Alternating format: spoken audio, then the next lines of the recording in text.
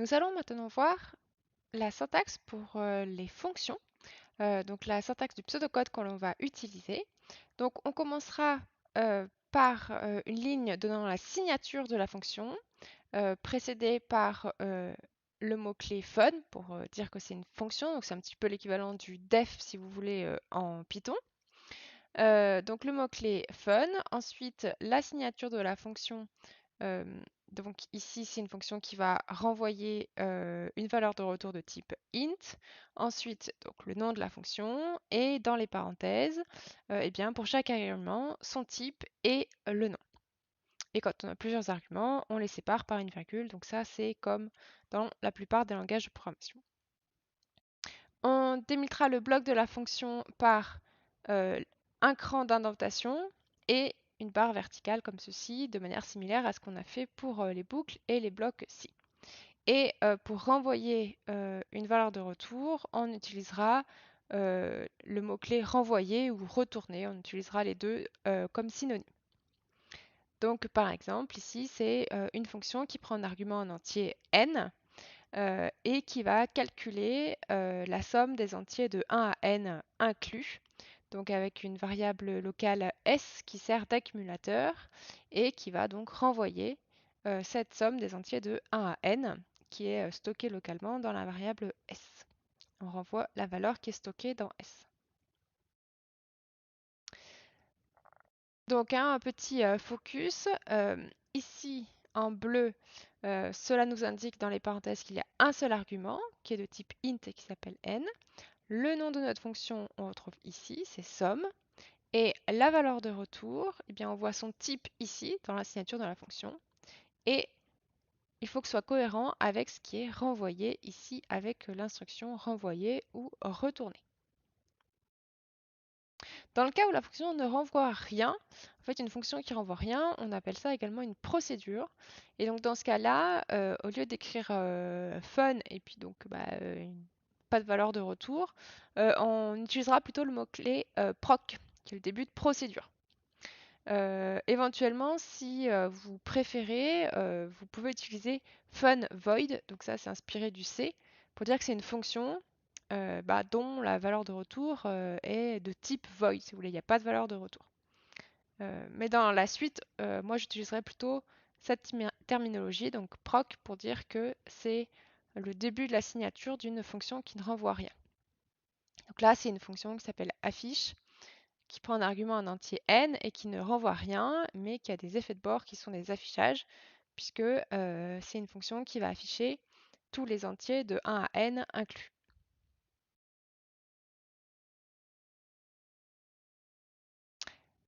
Alors, parfois, en particulier pour ceux qui ont fait du C, vous avez dû voir que c'était un petit peu embêtant d'avoir un type int et un type float qui étaient différents, parce que du coup, ça nous obligeait à faire deux fonctions différentes pour faire à peu près la même chose, mais une qui était typée pour des arguments ou une valeur de retour en int et l'autre pour des arguments ou une valeur de retour en float.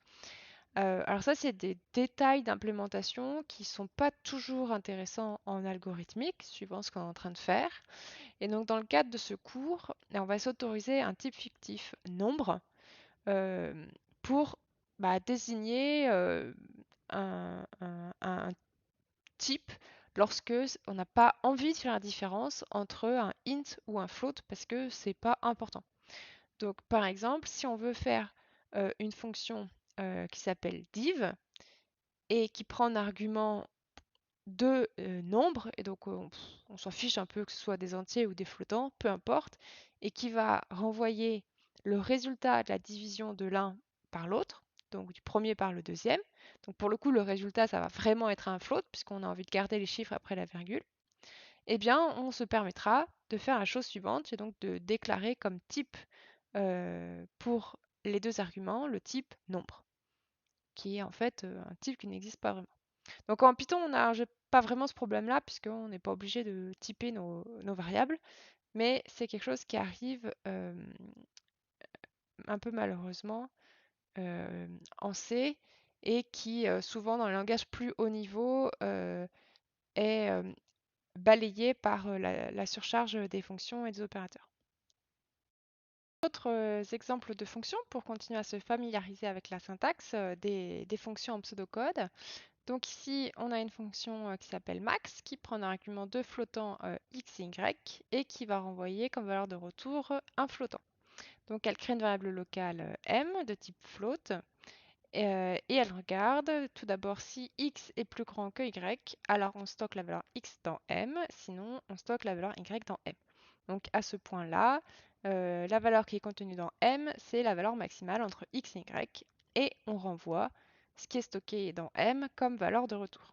Donc ça va renvoyer la valeur maximale entre x et y. Et ensuite, un autre exemple, donc c'est une procédure, c'est-à-dire une fonction qui ne renvoie rien, qui s'appelle demande nombre et affiche opposé, qui ne prend aucun argument, qui crée une variable locale x de type float et qui va demander une saisie clavier, donc c'est ce que veut dire ce input ici. Donc ça affiche donner un nombre, ça laisse la possibilité à l'utilisateur de saisir un nombre au clavier et ça va convertir donc en flottant la chaîne de caractères qui est renvoyée et ça va la stocker dans x. Et ça va afficher son opposé est et donc on affiche la valeur de moins x. Donc ça n'a pas de valeur de retour puisqu'il n'y a pas de retourner ou de renvoyer. Donc c'est une fonction qui renvoie rien. Ça a des effets de bord puisqu'il y a des saisies clavier et des affichages en console. Et il n'y a pas d'argument puisqu'il n'y a rien dans les parenthèses ici. Donc il y a bien, si vous voulez, une entrée de données quelque part, mais ce n'est pas le mécanisme des arguments qui est utilisé, c'est une saisie clavier par l'utilisateur, et donc ce n'est pas du tout le même mécanisme que les arguments. Puisque les arguments passés à une fonction, c'est un passage d'informations en interne d'un bout de votre algorithme à l'autre. Alors que là, c'est directement l'utilisateur qui va saisir une entrée au clavier. Donc c'est important, hein, ça, il ne faut pas confondre les arguments, qu'on appelle aussi paramètres, même s'il y a une toute petite subtilité entre les deux, mais je ne rentrerai pas là-dedans, qui sont donnés à la fonction lors de l'appel, la valeur de retour, donc c'est ce qui est renvoyé par votre fonction, et les effets de bord. Donc ce qu'on vous connaissez comme effet de bord, c'est l'affichage en console, l'entrée clavier en console et les opérations de modification de la mémoire. Donc modification d'une case d'un tableau, modification du contenu d'une liste en Python, ce genre de choses. Également important à se souvenir, lorsqu'une instruction renvoyée est exécutée dans une fonction, on sort de la fonction. On quitte immédiatement l'exécution de la fonction. Et s'il restait des choses à exécuter dans la fonction, eh ben, on ne les fera pas. D'accord? Donc ça, c'est très important. Euh, donc parfois, on en tire profit de la manière dont on écrit nos fonctions. Mais parfois, involontairement, eh bien, vous vous coupez la fin d'exécution d'une fonction.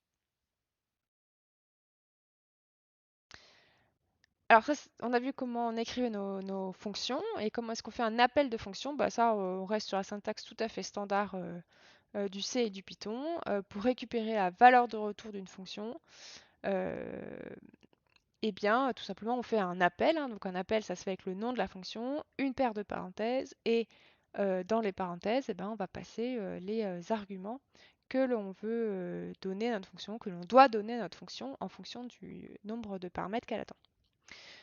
Donc typiquement, quand on a une fonction qui renvoie quelque chose, eh bien souvent on veut stocker cette valeur de retour dans une variable. Donc souvent on met cette ligne-là sur sur une ligne d'affectation. Donc par exemple là, je fais un appel à la fonction somme sur l'argument 5, c'est cette partie-là, somme de 5. Donc ça va me renvoyer quelque chose. Et ce quelque chose, eh bien, je vais le stocker dans la variable s puisque je suis en train de faire une affectation.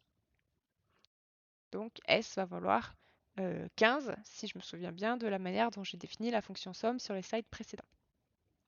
Par contre, si la fonction n'a pas de valeur de retour, alors l'appel de la fonction ne doit pas faire partie d'une affectation. Donc par exemple, si je fais un print, print c'est une fonction qui n'a pas de valeur de retour. Donc on les fait en général les appels de print tout seul sur une ligne. Print, affichage des nombres de 1 à 5. Et ma fonction affiche qui provoque des affichages en console seulement, qui étaient définis dans les slides précédents, et ben c'est pareil. Je vais faire affiche de 7. Alors attention, si vous avez l'habitude de faire du Python, euh, quand vous faites un appel à une fonction qui ne renvoie rien en Python, alors en fait une fonction en Python, elle renvoie toujours none, même si selon vous, elle renvoie rien. Donc si vous faites cet appel-là sur une ligne d'affectation, eh ben, ça ne va pas provoquer une erreur. Parce que du coup, vous avez quand même votre none qui va pouvoir être mis dans votre affectation. Par contre, dans d'autres langages de programmation, une fonction qui renvoie rien, c'est vraiment une fonction qui renvoie rien. Et donc, si vous voulez stocker cette valeur de retour qui n'existe pas dans une affectation, eh bien, ça va provoquer une erreur.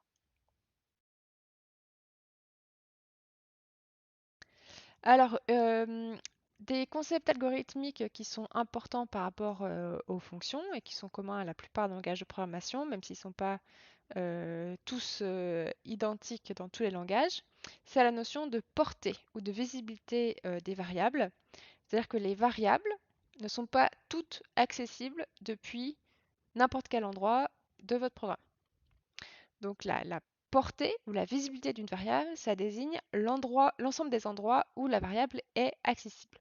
Donc ça existe dans n'importe quel langage de programmation. Euh, Mais par contre, certains langages de programmation définissent la portée d'une variable d'une certaine manière et d'autres langages eh bien, définissent la portée d'une variable d'une autre manière. Il y a des grandes lignes directrices qui sont communes, mais dans les détails, parfois, ça change un petit peu. Donc pour nous, on dira qu'une fonction ne peut lire et écrire que dans ses variables locales.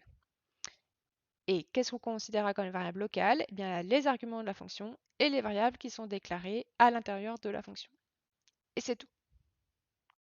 Et la même règle s'applique au programme principal, c'est-à-dire que le programme principal euh, ne peut accéder qu'aux variables qui sont déclarées dans le programme principal. Et c'est tout. Alors, on va voir sur un petit exemple avec des dessins une application du principe que j'ai écrit avant. Alors, la fonction en elle-même, hein, la fonction suivante qui est sur ce slide, elle n'est pas utile, mais c'est seulement pour vous expliquer le concept de portée des variables. Donc, j'ai une fonction qui s'appelle suivant, qui est ici, qui prend en argument une variable a, oui, qui est de type entier, euh, et j'ai un programme principal ici. Alors, on va l'exécuter pas à pas. Donc, on commence toujours par la première ligne de notre programme principal. Donc, on va déclarer deux variables n et m. Donc là, ces variables n et m, elles commencent à exister, donc elles sont type entier. Et on va bien délimiter par des boîtes où est-ce qu'elles existent. Donc ça, ce sont des variables du programme principal. Donc elles existent quand on est en train d'exécuter des lignes du programme principal. Ensuite, je vais exécuter la ligne suivante, qui est donc la deuxième ligne du programme principal. Je dois faire une affectation de la valeur 4 dans n. Donc comme je suis en train d'exécuter une ligne du programme principal, j'ai accès à tout ce qui est ici, là, dans la boîte du programme principal. J'ai bien mon n, donc pas de problème. Je stocke la valeur 4. Ensuite, je vais pour exécuter cette ligne. Cette ligne, c'est une ligne d'affectation, donc il faut que je calcule le résultat de ce qui est à droite de l'affectation. Il se trouve que ça, c'est un appel à la fonction suivant, donc ça va me lancer une exécution de la fonction suivant. Donc on met en pause notre programme principal le temps d'aller exécuter notre fonction suivant et de revenir avec le résultat. Donc là, on se prépare à l'exécution de la fonction suivant. Pour ça, eh bien, il faut qu'on crée une variable a pour l'exécution de la fonction suivante. Donc on crée une autre boîte qui va contenir les variables locales de la fonction suivante. Donc on y met le a qui va recueillir la valeur de l'argument qui a été passé lors de l'appel. Et donc on doit recopier la valeur qui était dans le n ici lors de l'appel, c'est-à-dire le 4. Donc le 4 qui a été dans le n, on le recopie dans le A, ici. Et donc maintenant, on va exécuter les lignes de la fonction suivante. Donc je vais exécuter ça, A++, c'est-à-dire incrémenter A d'une unité. Donc là, j'ai accès que à ce qui existe ici. Donc j'ai bien A qui existe, donc ça va. Hop, il passe à 5. Et ensuite, je vais exécuter ça, renvoyer A. Donc je vais renvoyer la valeur qui est dans A, c'est-à-dire 5. Et donc là, comme je vais faire renvoyer, eh bien ça va interrompre l'exécution de ma fonction et ça a également comme conséquence euh, d'écraser toute la mémoire qui a été dédiée à l'exécution de ma fonction. Donc tout ça là, hop, je vais le supprimer au moment où j'envoie le 5 là où il m'avait été demandé, et c'est-à-dire qu'il m'avait été demandé ici. Donc le suivant de n va être remplacé par 5 et tout ça va être supprimé. Hop. Et donc du coup, je fais mon affectation, m reçoit la valeur 5. Voilà. Donc c'est bien comme ça que ça se passe. Et là, j'ai terminé l'exécution de mon programme principal. Alors, c'est bien important de voir que j'avais pris soin de mettre en deux couleurs les variables du programme principal et les variables de ma fonction. Euh, Parce qu'en fait, c'est vraiment des variables qui n'habitent pas au même endroit, qui vivent dans deux boîtes différentes. Et ça a pour conséquence qu'on a le droit d'appeler nos variables pareilles si elles ne vivent pas au même endroit, c'est-à-dire si elles ne sont pas dans la même portée, puisque ce sera quand même des variables différentes. Donc là, j'ai fait une autre fonction suivante, peu importe la limite ce qu'elle fait, mais l'important c'est que elle contient une variable locale qui se trouve être aussi un, un argument qui s'appelle n, mais que j'ai mis en vert parce que c'est une variable locale de ma fonction suivante. Et j'ai toujours dans mon programme principal une variable n que j'ai mis en rouge. Et le n vert est différent du n rouge, parce que le n rouge, c'est une variable du programme principal, alors que le n vert, c'est une variable de la fonction suivante. Donc, quand je suis en train d'exécuter des lignes de la fonction suivante, j'ai accès que aux variables que j'ai mis en vert, c'est-à-dire les variables de la fonction suivante, donc le n et le décalage. Alors que quand je suis en train d'exécuter des lignes de mon programme principal, eh bien, je n'ai accès qu'aux variables de mon programme principal, c'est-à-dire le n rouge et le m rouge. Et je ne peux pas me servir du n vert et du décalage. Et donc, si je modifie le n rouge, bah, ça ne modifie absolument pas le n vert et inversement. Donc ça, c'est quelque chose qui est très important et qui est commun à tous les langages de programmation.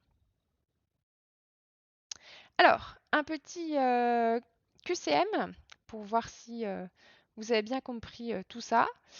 Euh, donc vous avez deux fonctions ici, une qui s'appelle valeur abs et une qui s'appelle écart.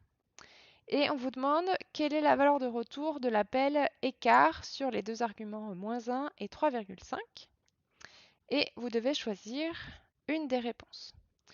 Et donc là encore, si vous êtes sur une plateforme Moodle, vous allez avoir le petit bouton qui apparaît pour choisir votre réponse. Alors, voyons ensemble quelle est la réponse. La réponse est 4,5. Alors, pourquoi? Eh bien, quand je demande l'exécution de écart avec le paramètre -1, c'est-à-dire que x, la variable locale qui est créée lors de l'exécution de écart, prend la valeur -1 et y, qui est le deuxième argument, prend la valeur 3,5.